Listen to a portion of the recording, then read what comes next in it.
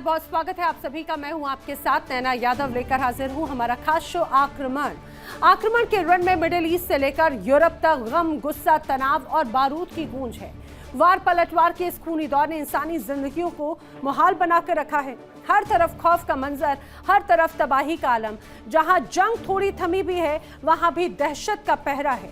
आपको तस्वीरें दिखाते हैं, उन तस्वीरों के माध्यम से आप बखूबी समझ पाएंगे किस तरह से हालात हैं। इस वक्त दुनिया के रण में कैसा भीषण आक्रमण चल रहा है।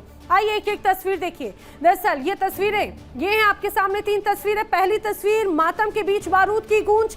ईरान अपने सर्वोच्च नेता आयतुल्लाह अली खामनेई को खोने के गम में डूबा था, लेकिन इस मातम के बीच ईरान का गुस्सा 7वें आसमान पर है। नतीजा स्ट्रेट ऑफ हॉर्मुज़ एक बार फिर मिसाइलों की गड़गड़ाहट से दहल उठा। ईरान ने 2 जहाजों पर अटैक किया, पूरी दुनिया को सन्न कर दिया है। दूसरी तस्वीर भी देख लीजिए। सवाल बड़ा, गाजा का गॉडफादर आखिर कौन? करीब 2 दशकों के बाद हमास ने गाजा की सत्ता छोड़ने का ऐलान तो कर दिया, लेकिन सस्पेंस ये, क्या हमास सिर्फ कुर्सी छोड़ेगा या अपनी बंदूकें भी सरेंडर करेगा? अगर हमास हथियार नहीं डालता तो गाजा में अमन आखिर कैसा होगा? और हमास के पीछे हटने के बाद में गाजा की कमान किसके हाथ में जाएगी? इस पर भी सस्पेंस बरकरार है। तीसरी तस्वीर, यूक्रेन में पुतिन का वो महाविनाशक प्रहार जिसने ज़ेलेंस्की की नींद उड़ा दी। रूस की घातक मिसाइलें यूक्रेन की राजधानी कीव को खंडर में तब्दील कर रही हैं। हालांकि यूक्रेन ड्रोन से पलटवार की कोशिश जरूर कर रहा है, लेकिन पुतिन के इस बारूदी चक्रव्यूह के आगे यूक्रेन पूरी तरह से बेबस नजर आता है।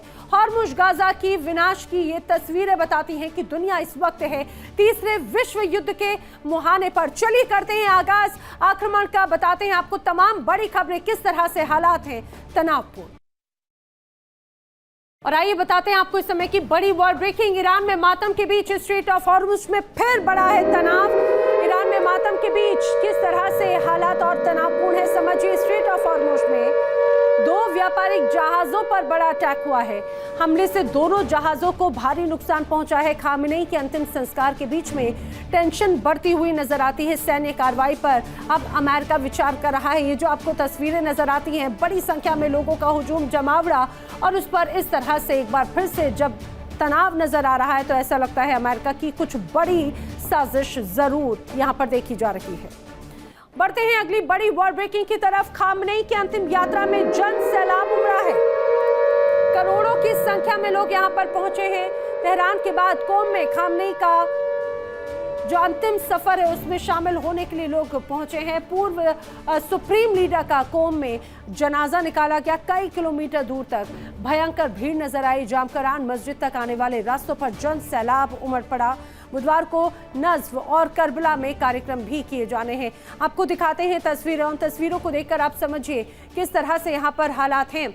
और आपको ये भी बताते चले, गुरुवार को मशहद में सुपुर्द खाक किया जाना है। तस्वीर आप देखिए, जिस जगह पर वो पहुंचे तो इस दौरान बड़ी संख्या में जहां तक नजर जाती है वहां पर सिर्फ लोगों की भीड़, लोगों का हुजूम नजर आ रहा है। ये तस्वीर आपको दिखा रखे हैं। दरअसल कई किलोमीटर तक का जो आपको जमावड़ा नजर आता है, ये कोम का इलाका है। पूर्व supreme leader Ayatollah Ali Khamenei, जब कोम उनका जनाजा पहुंचा तो किस तरह से लाखों की संख्या में लोग पहुंचे और अपने रहबर को गमगीन आंखों से उन्होंने विदा किया। लोगों के मन में गुस्सा साफ तौर से नजर आ रहा था, जिस तरह से धमकी की बात कही गई। और इस दौरान कई बड़े नेता भी मौजूद रहे। देखिए यहाँ पर सब अपने अपने तरीके से एक तरह से अंतिम विदाई दे रखे हैं। चारों तरफ लोगों की भीड़ है, चारों तरफ जहां पर नजर जाती है वहां सिर्फ लोगों की भीड़ नजर आती है। और आइए अब आपको इस समय की बड़ी वॉर ब्रेकिंग बता देते हैं। खामनेई की अंतिम यात्रा पर डोनाल्ड ट्रंप की नाराजगी है, डोनाल्ड ट्रंप की नजर है। लोगों की बढ़ती भीड़ को लेकर डोनाल्ड ट्रंप नाराज हैं। खामनेई की अंतिम यात्रा में ट्रंप के खिलाफ नारेबाजी भी की गई। अली खामनेई के शोक समारोह में अमेरिका का विरोध साफ तौर से नजर आया। लोगों के मन में गुस्सा साफ तौर से देखा गया। खामनेई के वफादारों ने पेजेशियन का विरोध भी किया। जानकारी ये भी सामने आई है, खामनेई के समर्थकों ने ट्रंप से बातचीत का एक तरह से विरोध प्रदर्शन किया है। कोम में लोगों ने गद्दारों की मौत होने के नारे भी लगाए हैं। गद्दारों की मौत हो जैसे नारे लगातार यहाँ पर गूंजने को सुनाई देते हुए मिलते हैं। और यही वजह है कि डोनाल्ड ट्रंप की चिंता और गुस्सा साफ तौर से नजर आ रहा है। मातम के बीच बारूद की गूंज, एक तरफ आंसू, दूसरी तरफ तबाही की एटमी गन। आयतुल्ला खामनेई की मौत से बिलबिलाए ईरान ने समंदर के सीने पर वो कोहराम मचा दिया जिसने वॉशिंगटन से लेकर तेल अवीव तक हड़कंप मचा दिया है। क्या सीजफायर का अंत हो चुका है? क्या मिडिल ईस्ट एक ऐसे महाविनाश की तरफ बढ़ रहा है जहां से वापसी का कोई रास्ता नहीं?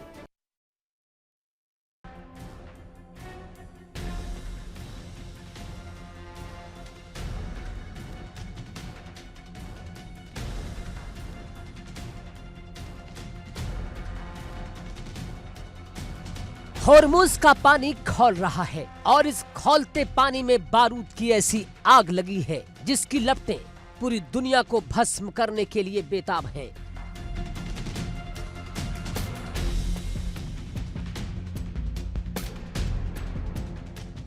ईरान जो अपने सर्वोच्च नेता आयतुल्ला अली खामनेई की मौत के गहरे सदमे में डूबा है, जहां सड़कों पर लाखों की भीड़ रो रही है, मातम मना रही है, उसी मातम के बीच ईरान की सेना IRGC ने वो कर दिया जिसने तीसरे विश्व युद्ध का अलार्म बजा दिया है।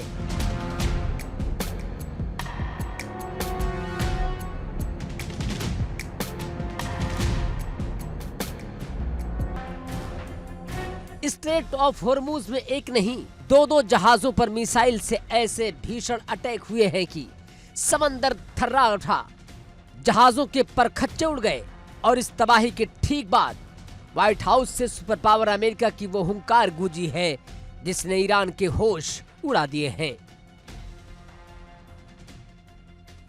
ये सिर्फ एक हमला नहीं है, ये अमेरिका और उसके सहयोगियों को ईरान की सीधी चुनौती है।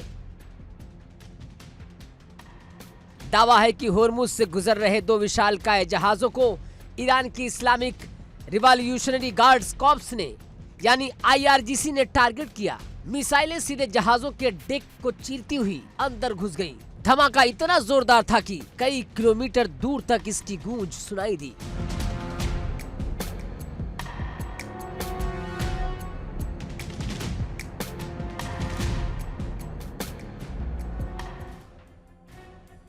दुनिया के सबसे संवेदनशील समुद्री रास्ते होर्मुज को ईरान ने अब डेथ जोन बना दिया है।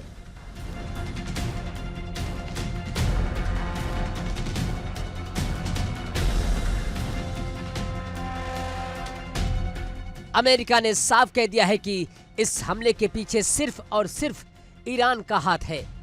लेकिन सवाल यह है कि जब अभी कुछ दिन पहले अमेरिका और ईरान के बीच भीषण युद्ध के बाद सीजफायर हुआ था, जब शांति समझौते की बातें चल रही हैं, तो फिर ईरान ने यह आत्मघाती कदम क्यों उठाया? इसकी क्रोनोलॉजी को समझिए। अमेरिका के भीषण हवाई हमलों में ईरान ने अपने सबसे बड़े रहनुमा, अपने सर्वोच्च नेता आयतुल्ला अली खामनेई को खो दिया। खामनेई के साथ ईरान के कई टॉप कमांडर और बड़े अधिकारी खाक में मिल गए।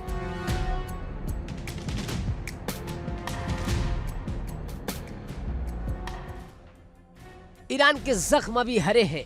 ईरान की आवाम सड़कों पर छाती पीट रही है और इसी बीच ट्रंप ने ईरान के जख्मों पर नमक छिड़कते हुए बयान दिया कि हमने ईरान को बुरी तरह पीटा है और अब उन्हें मातम मनाने का वक्त दिया है।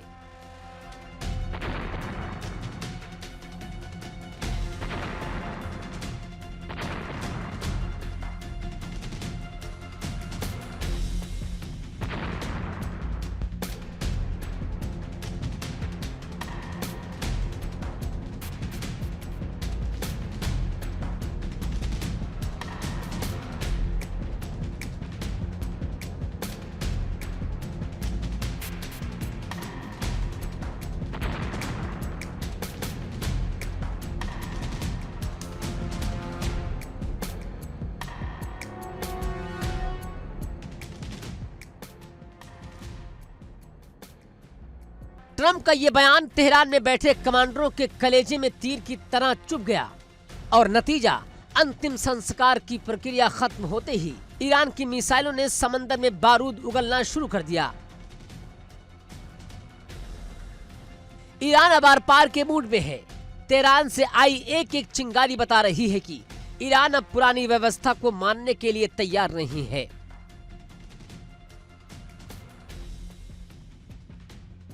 ईरान ने दो टूक लफ्जों में दुनिया को चेतावनी दी है कि ईरान की ये धमकी ग्लोबल इकोनॉमी के सीने पर बम फोड़ने जैसी है।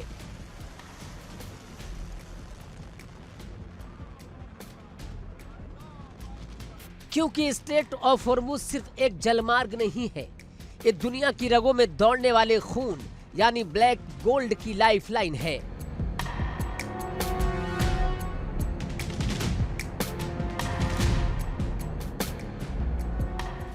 लेकिन क्या ईरान इस तबाही के अंजाम से डर रहा है? जवाब है बिल्कुल नहीं, क्योंकि इस वक्त ईरान सरकार से ज्यादा वहां की आवाम गुस्से से पागल हो चुकी है। खामनेई के जनाजे के बाद से ही पूरे ईरान में एक ही गूंज है, इंतकाम, इंतकाम और सिर्फ इंतकाम।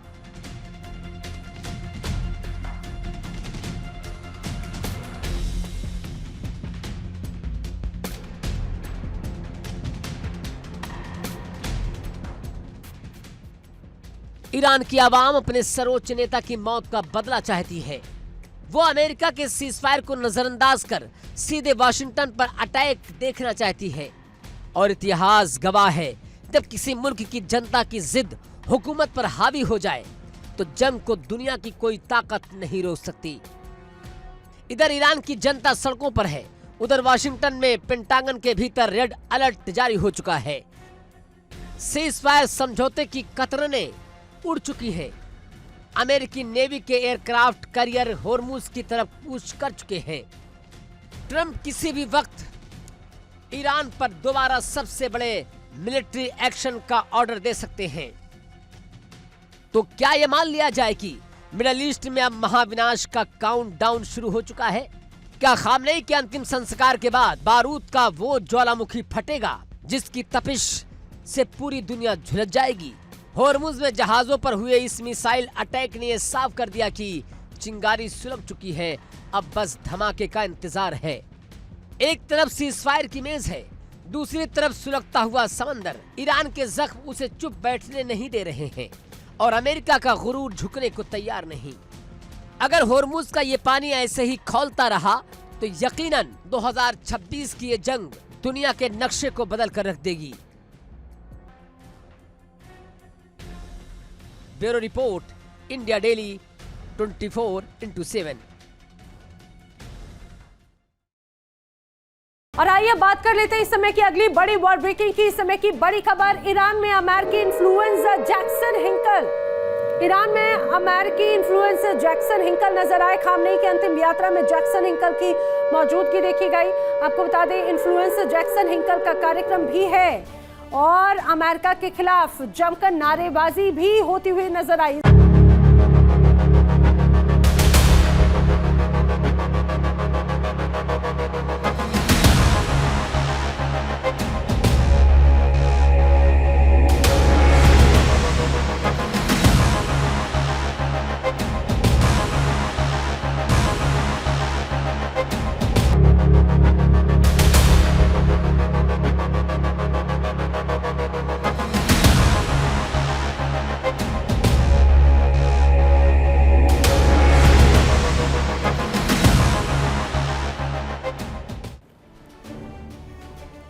और चलिए बढ़ते हैं अगली बड़ी खबर की ओर। इस समय की बड़ी वॉर ब्रेकिंग भी आपको बताते चले। बड़ी खबर, आईडीएफ प्रमुख इयाल जमीर की बड़ी चेतावनी।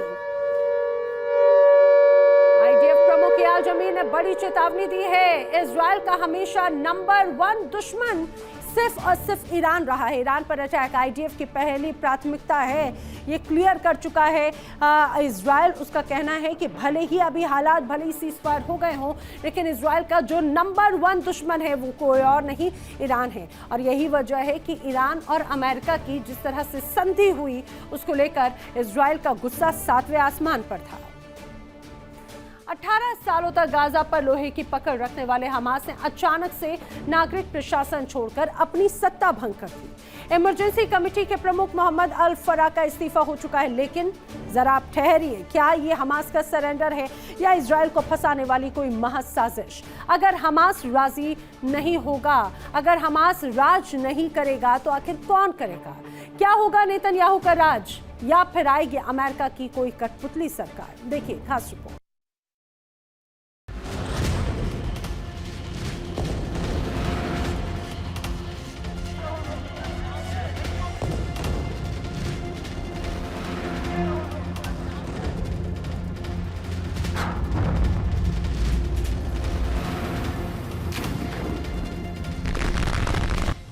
साल 2007 जब हमास ने बंदूकों के दम पर फतेह पार्टी को गाजा से बेदखल किया, तब किसी ने सोचा नहीं था कि एक दिन ऐसा भी आएगा। लेकिन इजराइल के लगभग 2 साल के अविराम और विनाशकारी हमलों ने गाजा को कब्रिस्तान में तब्दील कर दिया है।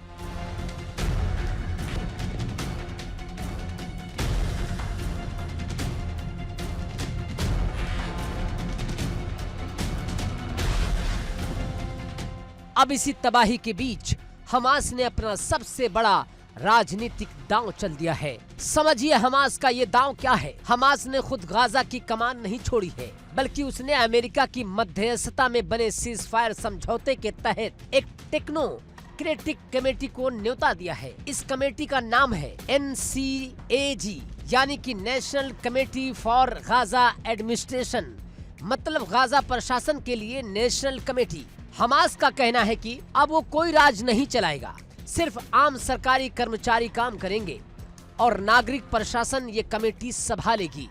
हमास दुनिया को दिखा रहा है कि देखिए, हम गाजा के पुनर्निर्माण के लिए अपनी सत्ता की मलाई छोड़ने को तैयार हैं। लेकिन असली पेच तो इसके बाद फंसता है, जिसने इजराइल के प्रधानमंत्री बेंजामिन नेतन्याहू की रातों की नींद उड़ा दी है।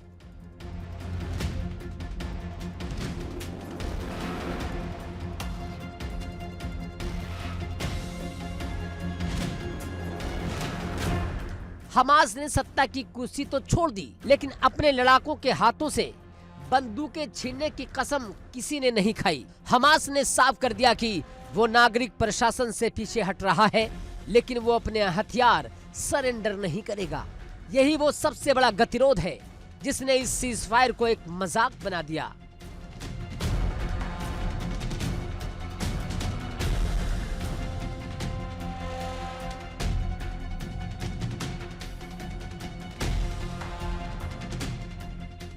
इजराइल का कहना है कि जब तक हमास के पास बंदूक रहेगी, तब तक गाजा में कोई भी नई सरकार सिर्फ एक मुखौटा होगी।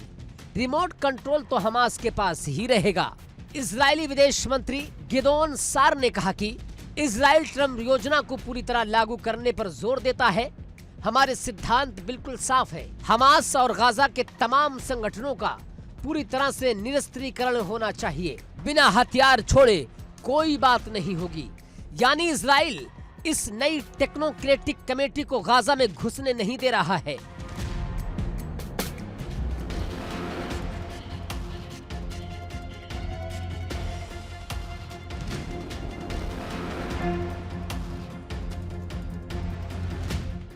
जनवरी में इस कमेटी के गठन के बाद से ही इजरायली सेना ने गाजा के बॉर्डर पर नो एंट्री का बोर्ड लगा रखा है। जानकारों का मानना है कि हमास का ये कदम इजराइल को बेनकाब करने की एक बड़ी कूटनीतिक चाल है, ताकि दुनिया इजराइल पर ही सीज फायर तोड़ने का ठीकरा फोड़े।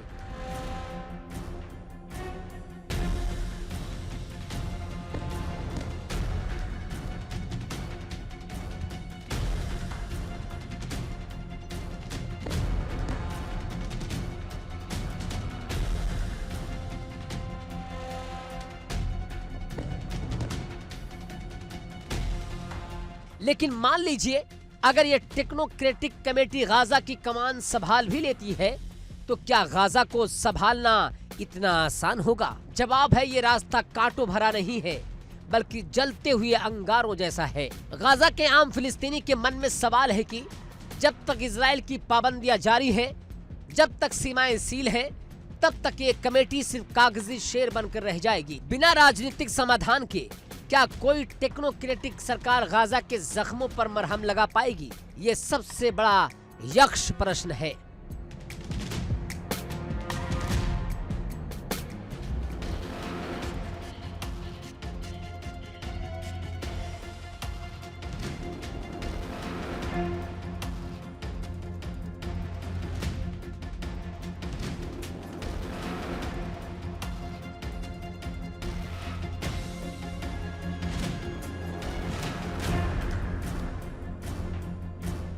अठारह साल बाद हमास का पीछे हटना गाजा के इतिहास का सबसे बड़ा टर्निंग पॉइंट है। लेकिन समंदर शांत नहीं हुआ है। हमास के हाथों में मौजूद बारूद इस बात की गारंटी है कि गाजा की जमीन पर असली सीज फायर अभी बहुत दूर है।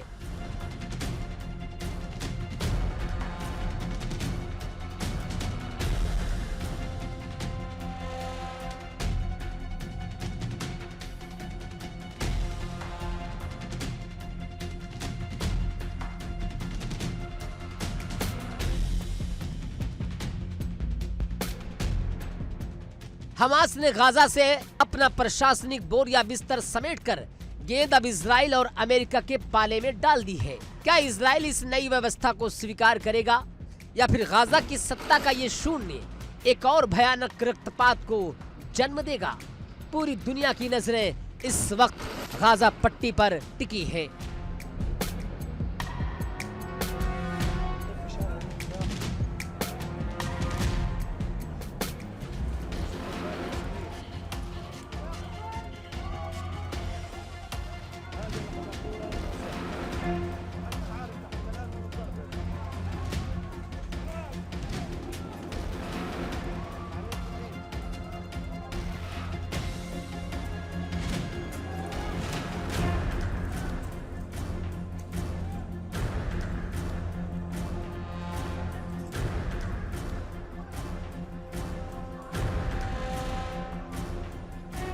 Bureau report, India daily 24/7।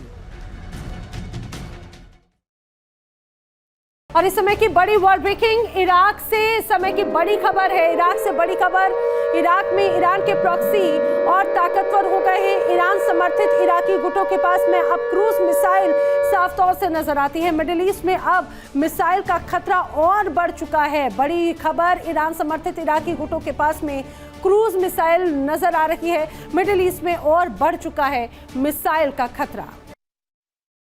और आइए बात कर लेते हैं रूस यूक्रेन तनाव से जुड़ी हुई बात। बड़ी खबर की, रूस यूक्रेन तनाव के बीच में रूस ने 68 मिसाइलों से यूक्रेन को दहला दिया है। बड़ी वॉर ब्रेकिंग, रूस ने एक साथ यूक्रेन को कई मिसाइलों से दहलाया। एक साथ 68 मिसाइलें दागी। इतना ही नहीं बल्कि 351 ड्रोन भी एक तरह से यूक्रेन पर दागे हैं। और जिस रूप में रूसी मिसाइल हमले में 23 लोगों की मौत हुई, उसे ये स्पष्ट हो जाता है तनाव चरम पर है। डिफेंस की कमी से अब यूक्रेन की मुश्किलें बढ़ती नजर आती है। रूस की एक भी मिसाइल यूक्रेन रोक नहीं पाया। जानकारी सामने आई है जिस तरह से तनाव है, वो तनाव कम होने की बजाय बढ़ता नजर आता है। एक और बड़ी वॉर ब्रेकिंग जान लीजिए, यूक्रेन में इंटरसेप्टर मिसाइलों का गंभीर संकट है। तो बड़ी वॉर ब्रेकिंग, यूक्रेन में इंटरसेप्टर मिसाइलों का गंभीर संकट है। व्लादिमीर ज़ेलेंस्की ने बताया जा रहा है कि नाटो देशों से अब गुहार लगाई है। ज़ेलेंस्की ने इंटरसेप्टर मिसाइलों की कमी स्वीकार किया है और कहा है कि भाई हमें जरूरत है, नाटो कंट्रीज आगे आए, अब हमें और मिसाइलों की जरूरत है। यही वजह है कि रूस के हमले से पश्चिमी एयर डिफेंस कटघरे में है। 23 बैलिस्टिक मिसाइलों में से एक भी इंटरसेप्ट नहीं कर पाना अपने आप में दर्शाता है। और यही वजह है कि जिस तरह से ताबड़तोड़ अटैक यहाँ पर नजर आते हैं, उससे एक बड़ा नुकसान जरूर हो रहा है। और आइए बढ़ते हैं अगली बड़ी खबर की ओर। रूस का यूक्रेन को एक और बड़ा हमला। रूस का यूक्रेन पर एक और बड़ा हमला है। रूसी अटैक में यूक्रेन का लॉजिस्टिक हब ध्वस्त हो चुका है, तबाह हो चुका है। रूसी तबाह के बाद में कार्गो टर्मिनल में भीषण आग लग गई। नोवापोशर टर्मिनल को बाकायदा निशाना बनाया गया और उसके बाद में तनाव यहां पर लगातार बढ़ता नजर आता है। एक बार फिर से जिस तरीके से रूस ने हमला किया, यूक्रेन की जो लॉजिस्टिक हब है वो पूरी तरह से खत्म हो गई। यूरोप की धरती लगातार धधक रही है। शुरुआती दौर में यूक्रेन की जमीन धधकी, लेकिन धीरे धीरे ये आंच अब रूस की धरती को झुलसाने लगी है। युद्ध की आंच अब रूस की अर्थव्यवस्था और सैन्य व्यवस्था को जला रही है। किस तरह से, दिखाते हैं आपको रिपोर्ट।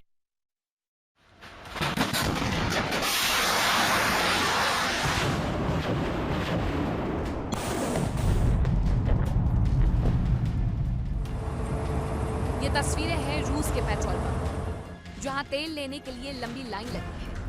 ये हालात हैं उस देश के जो दुनिया के प्रमुख तेल उत्पादक और निर्यातक देशों में शुमार है। ये तस्वीरें गवाही दे रही हैं कि रूस को जंग में किस हद तक नुकसान सहना पड़ा।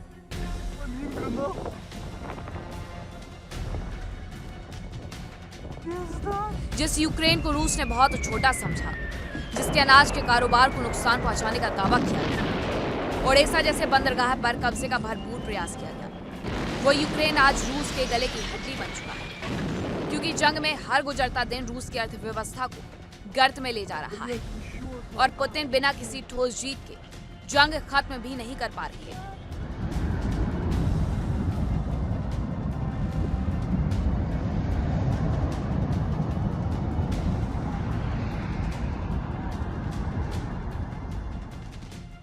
यूक्रेन की सेना लगातार रूसी ऑयल इंफ्रास्ट्रक्चर को निशाना बना रही है। मार्च 2026 से अब तक रूस की ऑयल रिफाइनरी पर 50 से ज्यादा हमले किए गए। राष्ट्रपति जेलेंस्की के अनुसार यूक्रेन की सीमा से करीब 850 किलोमीटर अंदर रूस के सेंट पीटर्सबर्ग की रिफाइनरी पर ड्रोन अटैक किया गया। यह रिफाइनरी हर साल करीब 1.25 करोड़ टन पेट्रोलियम प्रोडक्ट्स का उत्पादन करती है। इससे पहले 3 जून को भी इस रिफाइनरी पर हमला हुआ था।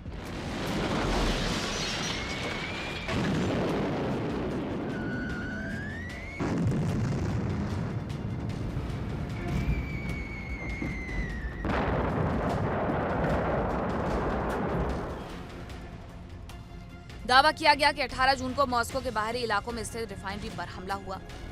यूक्रेनी मीडिया के अनुसार रूस की टॉप 10 रिफाइनरियों में से 8 पर यूक्रेन की सेना हमला कर चुकी है। आक्रमण में फिलहाल इतना ही, लेकिन देश दुनिया की तमाम खबरें आगे भी जारी हैं। देखिए इंडिया डेली 24/7 अब आपके स्मार्ट टीवी पर। इंडिया डेली मौजूद है सभी डिजिटल प्लेटफॉर्म पर लाइव और लगातार। इंडिया डेली 24/7 हर दिन राष्ट्र को समर्पित।